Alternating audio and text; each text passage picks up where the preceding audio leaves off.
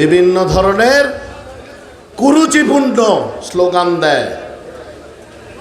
বিএনপির এক ইউনিয়নে যত নেতাকর্মী আছে আপনাদের পুরো দেশ জুড়েও অত নেতাকর্মী নাই বলে মন্তব্য করেছেন বাংলাদেশ জাতীয়তাবাদী দল বিএনপির চট্টগ্রাম বিভাগীয় সহ সাংগঠনিক সম্পাদক ব্যারিস্টার মীর মোহাম্মদ হেলাল উদ্দিন।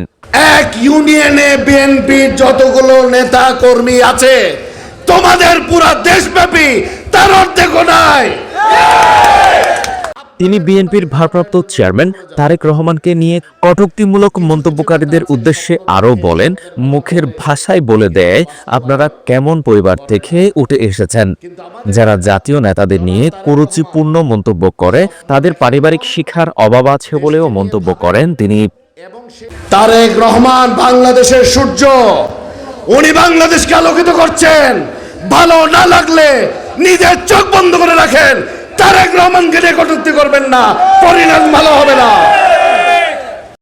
বিএনপির সদস্য সংগ্রহ উপলক্ষে বি গ্রুপ চিপাতলী নাঙ্গলমোড়া গুমানমর্দনের যৌথ আয়োজনে শনিবার ১৯ জুলাই সন্ধ্যায় ঈদগাহ স্কুল অ্যান্ড কলেজের মাঠে জনসমাবেশে প্রধান অতিথির বক্তব্যে এসব মন্তব্য করেন বিএনপির এই নেতা।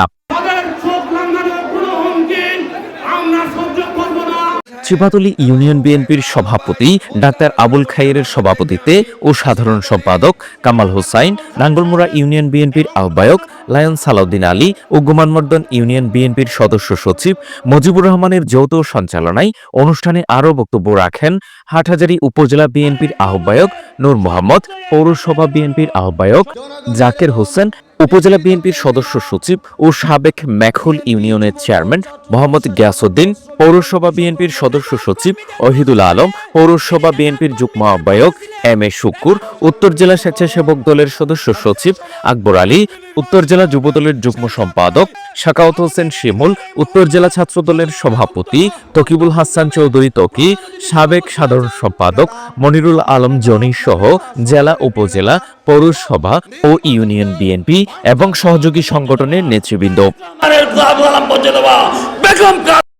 এর আগে দুপুর থেকে বিভিন্ন ইউনিয়ন থেকে জনসভায় যোগ দিতে মিছিলে মিছিলে বিভিন্ন স্তরের নেতাকর্মীরা উপস্থিত হন।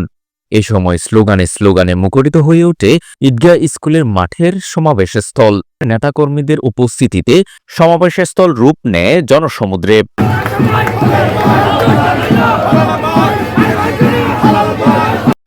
পরে অনুষ্ঠানে প্রধান অতিথির বক্তব্য শেষে মীর মোহাম্মদ হেলাল উদ্দিন ৩ ইউনিয়নের আহ্বায়ক ও সদস্য সচিবের হাতে আনুষ্ঠানিকভাবে সদস্য ফরম তুলে দেন।